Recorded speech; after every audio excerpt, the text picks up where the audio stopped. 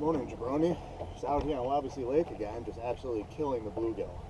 I'll tell you, the thing I love about Wisconsin is all the species of fish we have here that we can just, you can catch and eat, and they're delicious. The one thing I really wish we had, though, was barnacles. I think last year I was out in Philly and I did a fishing trip. I had some alright luck, but at the docks I met this guy, I think he was a janitor.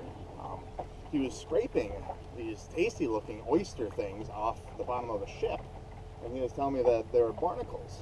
Now, I always thought, you don't eat barnacles, they're disgusting, but he told me, you just throw them in a pot, boil them up, they're delicious. I tried them and they were. Surprisingly, they're actually considered quite the delicacy. In fact, they're the most expensive type of shellfish you can buy. The most popular one is actually called the goose barnacle, the gooseneck barnacle, and it has a very interesting story. So, the gooseneck barnacle is actually named after a goose called the barnacle goose. The word barnacle actually originally referred to the species of goose.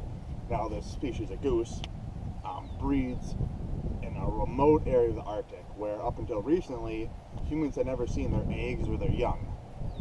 This actually led to the belief, because you see barnacles, especially the gooseneck barnacle, resemble the neck of a goose, hence the name gooseneck barnacle.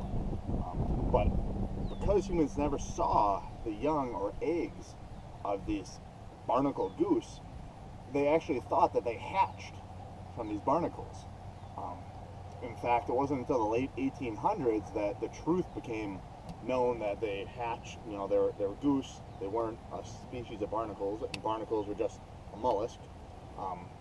But that was the truth until the late 1800s. In fact, in a county of Ireland called Kerry County, up until about the 1950s, you could actually eat goose on Fridays because it was considered a fish and not a bird. So you could actually, in this one county of Ireland, you could eat bird meat on Fridays during Lent because it was actually still, until the 1950s, considered a fish. It's pretty neat.